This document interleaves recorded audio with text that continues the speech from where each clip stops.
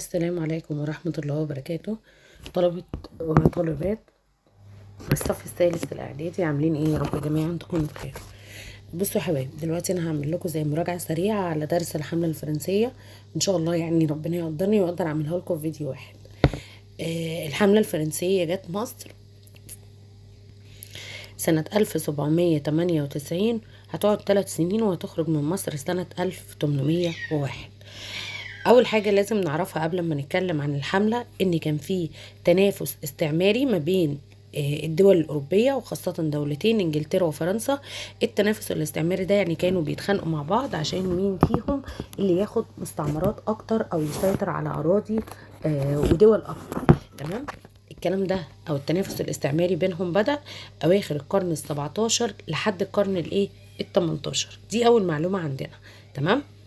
طيب فرنسا ايه اللي خلى تيجي في دماغها فكرة انها تحتل مصر؟ هقول فكرت انها تحتل مصر عندما ارسل القنصل الفرنسي اللي كان موجود في مصر تقارير لحكومة فرنسا يحسها ويطلب منها ان هي تبعت حملة عسكرية تحتل مصر. طب ليه؟ عشان تنقذ التجارة الفرنسية في المنطقة من خطر الايه؟ من خطر المماليك. طب القنصل الفرنسي ده ايه اللي قعده في مصر؟ فاكرين الامتيازات الأجنبية اللي منحتها الدولة العثمانية لرعاية الدول الأوروبية عشان يجوا يبيعوا ويشتروا ويعيشوا هنا؟ فكل دولة كان ليها قنصل، القنصل ده زي السفير دلوقتي. تمام. فلازم نعرف كده في البداية ان كان في تنافس استعماري ما بين دولتين انجلترا وفرنسا في اواخر القرن ال17 واستمر طوال القرن ال18. وان القنصل الفرنسي بعت تقارير للحكومة هناك بيطلب منهم ان هم يبعتوا حملة عسكرية عشان ينقذوا التجارة الفرنسية اللي موجودة بتعدي في المنطقة، او التجارة الفرنسية اللي موجودة في مصر من خطر المماليك. هنا في الجزء ده بنعيد نفس الكلام. بدأ قنصل فرنسا في مصر بإرسال تقارير تفيد بسوء الأوضاع السياسية والداخلية في مصر.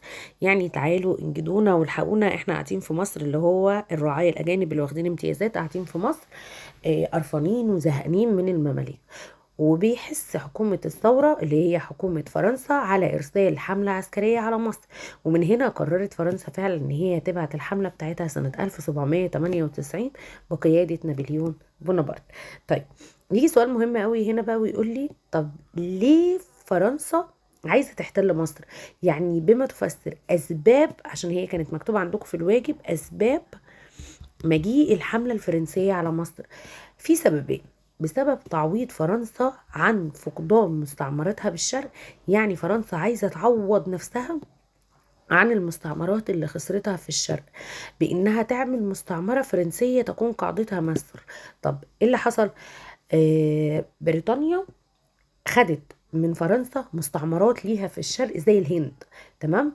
ففرنسا عايزه بقى تعوض نفسها عن المستعمرات اللي خسرتها دي. هتعوض نفسها ازاي؟ بانها تعمل مستعمره فرنسيه تكون القاعده بتاعتها مين؟ تكون القاعده بتاعتها مصر. طب والسبب التاني؟ قطع الطريق بين انجلترا ومستعمراتها اللي هي عاملاها في الهند. السؤال ده مهم قوي وهيكون عندكم في امتحان الحصة الجاية ان شاء الله. وعلى فكرة بنسبة كبيرة بيكون موجود في امتحان المدرسة كمان. فبيقول لي بما تفسر اسباب مجيء الحملة الفرنسية على مصر، او بما تفسر رغبة فرنسا في احتلال مصر او مجيء الحملة على مصر. اشكاله كتير. ايه الاسباب اللي خلت الحملة تيجي تحتل مصر؟ عندي سببين: تعويض فرنسا عن فقدان مستعمراتها بالشرق بانها تنشئ مستعمرة فرنسية جديدة تكون قاعدتها مصر، وقطع الطريق بين انجلترا ومستعمراتها في الهند. قائد الحملة هو نابليون بونابرت. قام نابليون بإعداد جيش للحملة. أي حملة رايحة تحتل أي مكان بتبقى واخدة معاها جيش. نابليون فعلا جهز جيش واصطحب معاه مجموعة كبيرة جدا جدا جدا من العلماء في مختلف العلوم والفنون. يعني وهو جايب الحملة، أي حملة طبيعي بتروح بالجيش، هو ما خدش معاه الجيش بس، ده خد معاه كمان إيه؟ علماء في مختلف العلوم والفنون. طب ليه؟ بما تفسر ليه اصطحب نابليون مجموعة من العلماء في مختلف العلوم والفنون؟ هقول له عشان حاجتين: بهدف دراسة أحوال مصر من جميع النواحي، يجوا يدرسوا كل حاجة موجودة في مصر ويعرفوا ازاي يستغلوا الموارد دي. يعني يجوا يدرسوا مثلا نهر النيل بالأراضي اللي موجودة حواليه، يدرسوا الصحراء بالمعادن اللي فيها، ودرسوا كل حاجة كل حاجة كل حاجة موجودة في مصر، كل الأحوال، المناخ بتاعها هننفع نزرع فيه ايه، كل حاجة. وكمان نقدر أو يعرفوا ازاي يستغلوا الموارد بتاعت مصر دي. عشان كده جاب معاه علماء في مختلف الايه، في مختلف العلوم والفنون. يبقى تاني لما أسأل وأقول بما تفسر اصطحاب نابليون مجموعة من العلماء في مختلف العلوم، هيبقى بهدف دراسة أحوال مصر من جميع النواحي، وكمان بهدف دراسة كيفية استغلال موارد ايه، موارد مصر. مش بس كده، ده نابليون وهو جاي أحضر معاه مطبعتين. زمان كانت المطبعة حاجة كبيرة كده، مش زي البرينتر اللي هي موجودة عندنا دلوقتي. طيب هو جاب مطبعتين ليه؟ جاب مطبعتين، واحدة فرنسية، واحدة بتطبع باللغة الفرنسية، واحدة بتطبع الورق باللغة العربية. اشمعنى؟ عشان يطبع المنشورات للأهالي سواء الفرنسيين أو المصريين، ما هو جاي وعشمان بقى يقعد ويربع في مصر، فعايز يطبع المنشورات للأهالي باللغتين، اللغة الفرنسية واللغة الإيه، واللغة العربية. خط سير الحملة خرجت هنا من ميناء طولون واتحركت. المفروض ان هي تطلع تعدي مثلا، ممكن تعدي على مالطا مفيش اي مشكله، ولكن ما تلفش تروح كريت وبعد كده تروح على مصر. بس الحمله الفرنسيه قعدت تلف في البحر المتوسط عشان خاطر الاسطول الانجليزي اللي موجود في البحر المتوسط ما يقدرش يوصل لها ويعرف مكانها ويعرف هي رايحه على فين. وعلى فكره يا ولاد، الاسطول الانجليزي كان اقوى جيش او اقوى اسطول بحري في الوقت ده. فلو الاسطول الانجليزي كان لمح الاسطول الفرنسي في البحر كان هيعمل فيه ايه، هيمرجحه. تمام. ففرنسا خافت من ان الاسطول الانجليزي يعرف بامرها في البحر المتوسط، فخرجت سرا من ميناء طولون، راحت على جزيرة مالطا استولت عليها، ثم راحت بعد كده على جزيرة كريت استولت عليها هي كمان، وبعد كده راحت على ايه، الاسكندرية، وسابت الاسطول بتاعها على السواحل بتاعة الاسكندرية هنا كده، سابت الاسطول بتاعها هنا كده موجود، ونزلت الحمله الى الايه، الى الاسكندريه. فبنقول اهو ابحرت الحمله سرا من ميناء طولون جنوب فرنسا، استولت في طريقها على جزيره مالطا وجزيره كريت، واعلنت بعد كده التوجه الى مصر. طيب وضع الناس اللي في مصر سواء مصريين او مماليك او حتى الدوله العثمانيه اللي هي تعتبر مسؤوله عن مصر، هل هيسمحوا بوجود الحمله في مصر؟ على فكره نابليون بذل جهود كتيرة جدا جدا جدا عشان خاطر المصريين يرحبوا بيه ضد المماليك، ولكن لقى عكس اللي كان بيحلم بيه. أول ما دخلت الحملة الفرنسية إلى الإسكندرية، واجههم أهالي الإسكندرية بزعامة حاكم الإسكندرية محمد قريم. يبقى تاني نابليون كان عشمان ان هو اول ما يدخل مصر الناس ترحب بيه ويقولوا يا ده جه اللي هيخلصنا من المماليك. وعلى فكره بعت لهم منشورات بالكلام ده، ولكن اول ما دخل لقى ان اهالي الاسكندريه بيواجهوه بزعامه محمد قريم. في النهاية استطاعت الحملة ان هي تستولى على مدينة الاسكندرية، لان قوة الفرنسيين كانت اقوى من المصريين واقوى حتى من المماليك اللي في مصر. واعتقلت محمد قريم، وثم بعد كده بعديها بشهرين هيتم اعدامه رميا بالايه، بالرصاص. خدوه اسير معاهم وهيعدموه رميا بالرصاص. اول حاجه دخلت هي الاسكندريه، بعد الاسكندريه هتتحرك في طريقها الى القاهره عشان تسيطر على العاصمه. هنا بقى المماليك كانوا عرفوا بان الحمله الفرنسيه موجوده في مصر ودخلت مصر، فتحركوا عشان يقابلوها في الطريق. هيقابلوها في البحيره في معركة اسمها شبرخيت، وبعد كده هيقابلوها او هيرجعوا تاني بقى عشان يدافعوا عن القاهرة بعد ما يتهزموا في شبرخيت، هيروحوا امبابة في معركة اسمها معركة امبابة وهيتهزموا فيها برضو. طب نقرأ المعركتين. معركة شبرخيت في امبابة في البحيرة، أطرافها المماليك ضد الفرنسيين. دخلوا المعركة من بعض، ونتيجة المعركة كانت انتصار الفرنسيين وهزيمة المماليك، وتراجع المماليك يعني رجعوا جنوبا للدفاع عن الايه، عن القاهرة. طيب هيروحوا لحد امبابة ويتقابلوا في معركة تانية وهي معركة امبابة. مين ضد مين؟ المماليك ضد الفرنسيين. النتائج بتاعتها انتصار الفرنسيين في المعركة التانية كمان وهزيمة المماليك. خدوا بالكم بقى من الحتة اللي جاية دي. أنا كان عندي طبعا مصر ولاية تابعة للدولة العثمانية وبيحكمها شيخ بلد اللي هو مملوكي. ده الكلام ده من ايام محمد بك ابو الدهب. من ايام محمد بك ابو الدهب. دلوقتي احنا عندنا 2 من المماليك، عندي مراد بك وعندي ابراهيم بك وعندي كمان الوالي العثماني. فنتائج معركة إمبابة إن هرب مراد بيك راح على الصعيد، أما إبراهيم بيك راح هو والوالي العثماني على الشام. يبقى مراد بيك هرب راح فين؟ الصعيد، يعني لسه موجود في مصر. أما إبراهيم بيك خد الوالي العثماني وهربوا على الشام عشان يستنجدوا بالسلطان بالسلطان العثماني. سؤال مهم، اوعى حد ينفض له. بما تفسر هزيمة المماليك أمام الفرنسيين، إيه الأسباب اللي خسرت المماليك قدام الفرنسيين؟ أو بما تفسر تفوق الفرنسيين على المماليك، كانوا متفوقين عنهم في إيه؟ هتقولي بسبب اعتماد المماليك على الفروسية. إيه هي الفروسية؟ يعني واحد على حصان وفي إيده سيف، بينما استخدم الفرنسيون المدافع والمعدات الحديثة، عشان كده تفوقوا على المماليك. يلا نشوف الفرنسيين عملوا إيه لما دخلوا القاهرة. دخل نابليون القاهرة في يوليو 1798، تمام زي الفل، بعد ما ادى الامان للعلماء ومشايخ الازهر على ارواحهم واموالهم. يبقى اول ما دخل القاهرة ادى الامان للعلماء ومشايخ الازهر على ارواحهم واموالهم. وبعد ما دخل القاهرة أرسل قواته لباقي أجزاء مصر عشان يسيطر عليها، ولكن أثناء ذلك حدث أمرا أثر على بقاء الحملة في مصر، وهو معركة أبو قير البحرية. يبقى هو دخل وادى الأمان للعلماء ومشايخ الأزهر على أرواحهم وأموالهم، كلام جميل، بس هو كلام في الآخر. وبعد ما دخل الفرنسيين القاهرة، نابليون بعت القوات بتاعته وبدأ هو كمان يتحرك عشان يسيطر على بقية أجزاء مصر. وفي الوقت ده حصلت كارثة كبيرة بالنسبة للحملة الفرنسية، أثرت على بقائها، يعني جابت معاها من الآخر. الكارثة كانت كالآتي، وهي إن الأسطول الإنجليزي عارف مكان الأسطول الفرنسي. يا خرب بيتك يا نابليون يا بونابرت.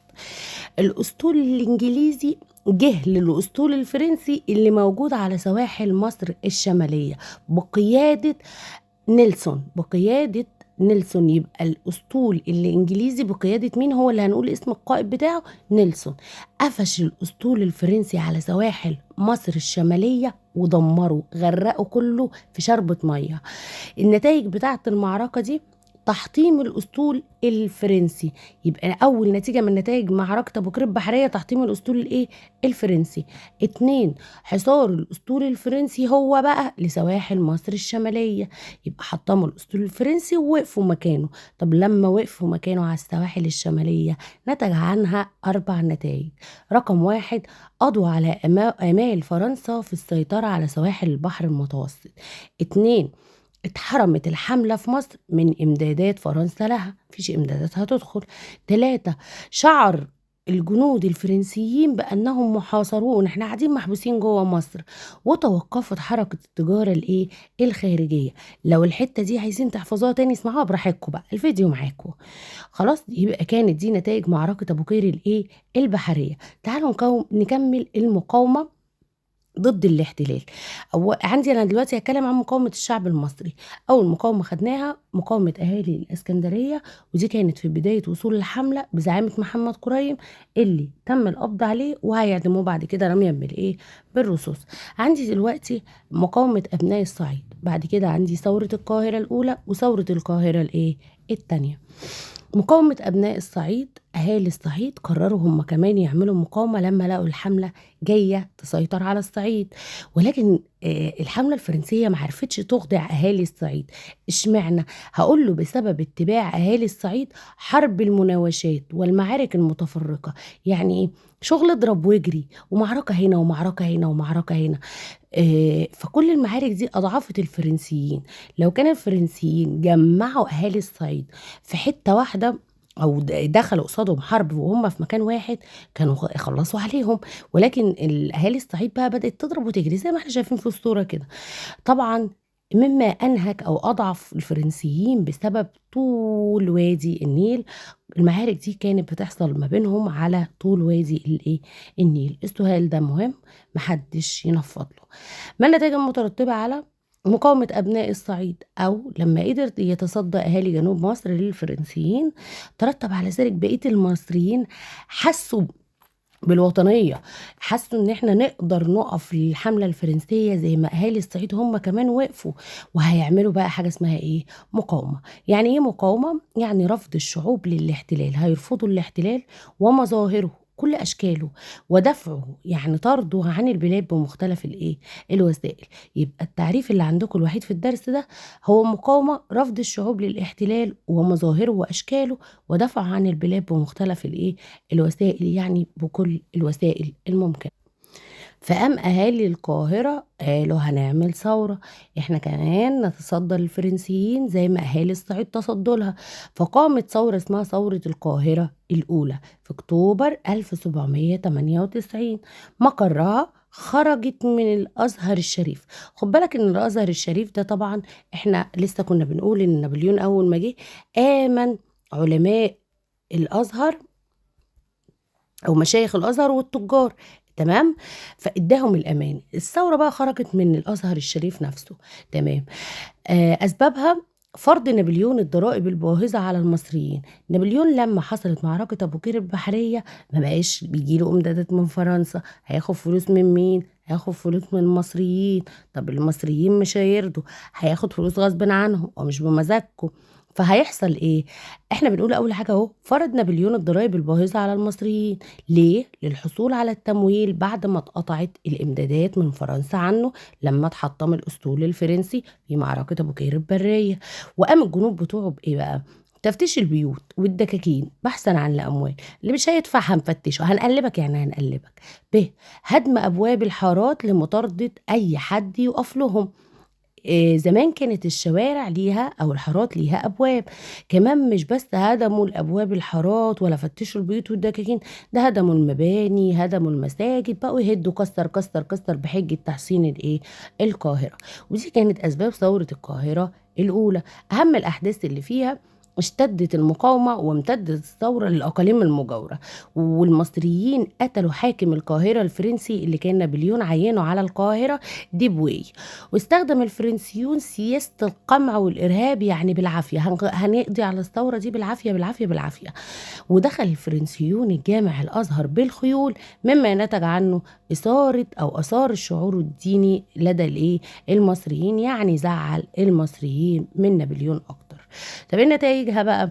اعدام الكثير من الاهالي والثوار، مسكت لهمش نابليون، عدم ناس كتير من الاهالي والثوار، وفرض غرامات مالية على التجار والعلماء اللي كان في الأول اداهم الأمان. وقام الفرنسيين بتحصين القاهرة. وكده قدر نابليون بونابرت هو والفرنسيون يقضوا على الثورة اللي عملها أهالي القاهرة، وهي ثورة القاهرة الأولى في أكتوبر 1798. ناخد بعد كده بقى حملة نابليون على الشام. نابليون قاعد كل ما يجي عيني يشرب كوباية شاي ما يلحقش يشربها، يجيله خبر اسود عليه وعلى دماغه، يا خرب بيتك نابليون، يا خرب بيتك. ايه الخبر اللي جاله؟ قال لك حصل تحالف ما بين الدولة العثمانية وما بين انجلترا وروسيا.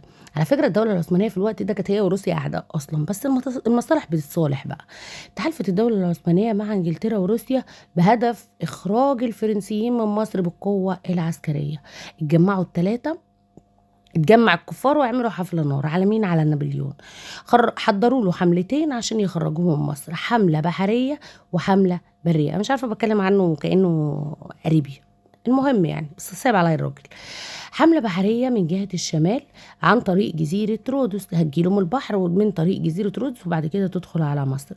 وحملة برية هتجيله من الشرق عن طريق بلاد الشام. سمع الراجل بالحملتين اللي جايين له فقرر يخرج بنفسه ويقابل الحملة اللي جاية من الشام، وكان عنده أمل إنه يسيطر على الشام وهوب بقى يروح بقى إيه للسلطان العثماني، أو يسيطر على الشام ويأمن نفسه من الأسطول الإنجليزي اللي موجود في البحر المتوسط بدل ما ياخدها هو الأول. يبقى هنا بما تفسر رغبة نابليون في التوجه للشام. ليه راح الشام أو ليه بعت حملته على الشام؟ بسبب رغبته في مهاجمة الجيش العثماني والقضاء عليه قبل ما يوصل لمصر، يتخانق معاه بره بدل ما يجي يتخانق في مصر. خط سير الحملة: خرجت الحملة من العريش، استولت على العريش واستولت على غزة كمان وهي ماشية في الطريق، غزة اللي هي فلسطين. حاصر نابليون مدينة يافا، وعمل ايه وهو محاصرها؟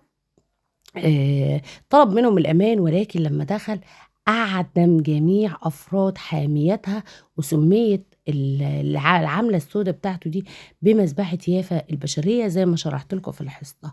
طيب، إيه النتائج المترتبة على مذبحة يافا البشرية؟ طبعا ترتب على ذلك استبسال، يعني شدة مقاومة أهالي عكا في الدفاع عن مدينتهم.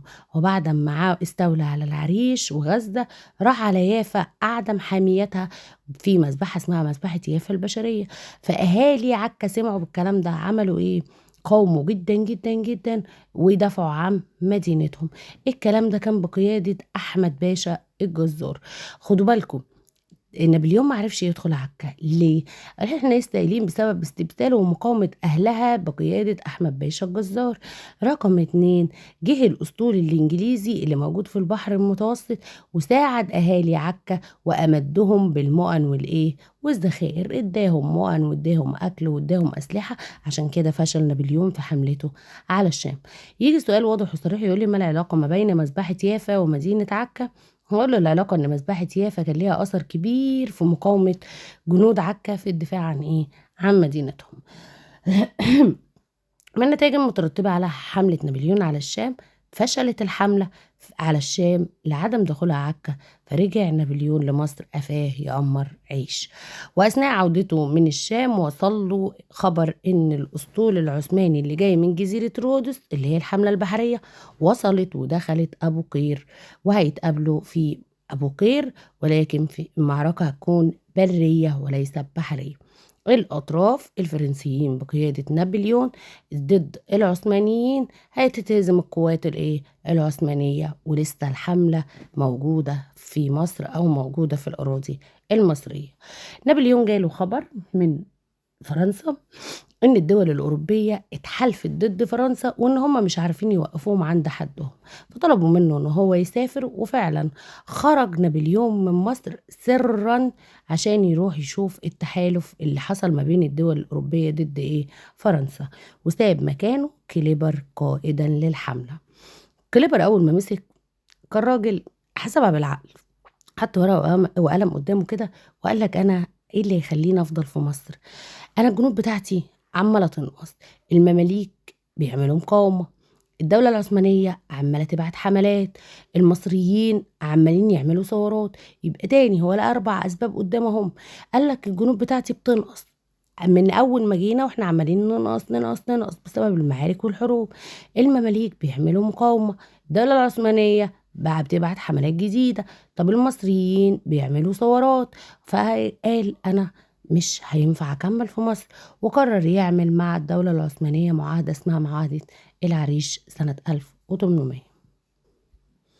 معاهدة العريش أطرافها الفرنسيين قصاد العثمانيين.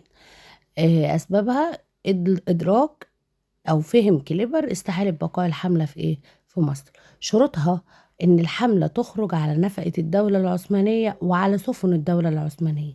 طيب تمام، الكلام حلو.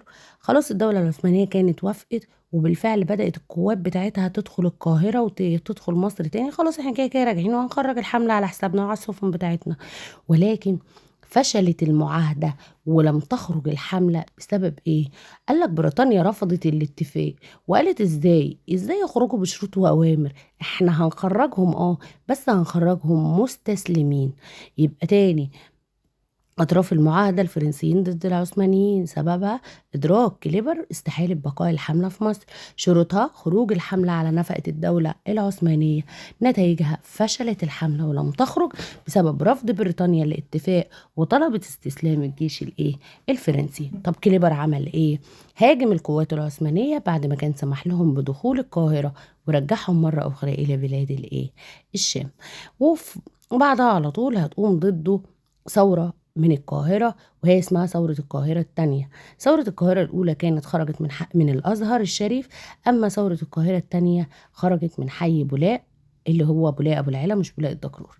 أهم أحداثها قامت بزعامة عمر مكرم نقيب الأشراف. الراجل ده ليه دور مهم جدا، هيظهر بعد ما الحملة تخرج هو والزعامة الشعبية أو هو والأشراف في مصر. طيب نتائجها: تم تدمير حي بولاق بالكامل. ما احنا عارفين ان الحملة ما بتسميش على المصريين لو فكروا يعملوا ثورة. وفرض كليبر غرامات وصادر أموال الناس. هيحصل حدث جديد وهو مقتل كليبر. قتل كليبر على يد سليمان الحلبي، طالب حلبي كان بيتعلم هنا في الازهر في مصر في يونيو 1800. وانا شرحت لكم القصه كلها في الحصه. مينو يمسك قائدا للحمله بعد كليبر. مينو ده كان عبيط في دماغه، قال لك انا هعمل مشروع عظيم عشان احول مصر لمستعمره فرنسيه. طب ازاي يا هبل؟ ده اللي قبلك مسكها وقال لك مش هينفع اكمل، وعندي اسباب كتير مخليني مش هينفع اكمل. قال لك لا هكمل، يعني هكمل. فكان بينوي الاقامه بمصر وتحويلها الى مستعمره فرنسيه. وما طولش وخد على قفاه. فبعتت انجلترا وهي والدوله العثمانيه اسطول حربي كبير، وفعلا قدر يطرد الحمله في فبراير 1801، ورحلت الحمله بالكامل في سبتمبر 1801. نتائج الحملة بقى مهمة جدا جدا جدا جدا، بنفصصها الأول. قبل ما نفصصها بنقول الحملة ما كانتش حملة عسكرية بس. هقول له لأن نابليون اصطحب معاه مجموعة من العلماء بمختلف المجالات اللي كانوا جايين يدرسوا جميع أحوال مصر ويعرفوا كيفية استغلال الموارد اللي موجودة في مصر. طيب نتائج الحملة كان عندي نتائج قوميا، ودي زي ما قلت لكم في الحصة خاصة بالشعب المصري. مالهم الشعب المصري؟ ظهرت نتائج الحملة عليهم لما هيتمسكوا بحقهم في الحرية وحقهم في اختيار حاكمهم، وطبعا هيختاروا محمد علي. أما بقى استراتيجيا، وده خاص بموقع مصر وقت السلم وقت الحروب. هو ده الموقع الاستراتيجي، موقع أي مكان وقت السلم ووقت الحروب. فوجهت الحملة أنظار الدول الأوروبية لأهمية موقع مصر، طبعا زي ما كتبنا، وخاصة إنجلترا بقت عينها على مصر أوي. الله دي جميلة يا عيال. سياسيا، نابليون نظم أمور الحكم تقريبا شبه النظام اللي كان موجود في فرنسا، فأنشأ شوية دواوين زي الديوان العام وديوان القاهرة. والهدف من الدواوين دي كان تدريب الأعيان والعلماء على نظام مجالس الشورى من حيث الاستشارة وتلقي الآراء. يعني نابليون عمل شوية دواوين، الدواوين دي شبه الوزارات دلوقتي كده. طب ايه الهدف منها؟ انه يدرب الاعيان والعلماء ويقعدهم في مجالس الشورى وياخد رايهم فيما يعود بالنفع على الاهالي. اما علميا وثقافيا فدي كانت تقريبا اهم نتائج الحمله. رقم 1، محاولة توصيل البحر الأحمر بالبحر المتوسط. وكلمة محاولة معناها ان هم حاولوا ولكن فشلوا. 2، كتاب وصف مصر. تم تأليف كتاب مهم جدا اسمه وصف مصر، بيوصف كل حتة في مصر. 3، فك رموز حجر رشيد. لما اتفكت رموزه على يد العالم شامبليون قدرنا نعرف التاريخ المصري القديم. ومن ساعتها اي حد بقى يقدر يترجم اللغة الهيروغليفية ويعرف او يقرأ اللغة الهيروغليفية ويعرف التاريخ المصري القديم. رقم 4، إنشاء المجمع العلمي، وده مكان فيه علماء نابليون كان بيقعد معاهم ياخد رأيهم في كل القرارات السياسية. دي النتائج العلمية والثقافية، لو حابين تسمعوها تاني اسمعوها براحتكم. أما اقتصاديا واجتماعيا، فاقتصاديا هنتكلم عن الزراعة والصناعة والتجارة، واجتماعيا هنتكلم عن الصحة العامة. خد بالك ان كافة الانجازات في المجال الاقتصادي والاجتماعي كانت في عهد مينو. الزراعة تنوعت المحاصيل وأقيمت مشاريع الري. أما الصناعة أنشأ مصانع كتير جدا جدا جدا زي مصانع النسيج والدباغة وحروف الطباعة. طب التجارة فتح أسواق في كل الأماكن ما عدا الجهة الشمالية زي بلاد البحر الأحمر، دارفور بالسودان، الحبشة، بلاد شمال أفريقيا. يعني بقى بيروح يبيع في كل الأماكن ما عدا المنطقة الشمالية. أما الصحة العامة، نابليون أنشأ محاجر صحية اللي هي شبه المستوصفات دلوقتي في كل حتة في مصر بالقاهرة والمدن الرئيسية. ده كده كان الدرس. طبعا الواجب ان شاء الله زي ما قلت لكم هحل اهم واصعب الاسئله معاكم على الجروب، وان شاء الله عندكم امتحان. يا رب كلكم تقفلوا يا سنه ثالثه. اشوفكم على خير يا رب. معلش انا عارفه ان انا سرعت الفيديو بس انا فعلا مش قادره اتكلم، فكنت عايزه انجز اكسب وقت يعني. تمام، السلام عليكم ورحمه الله وبركاته يا حبايبي.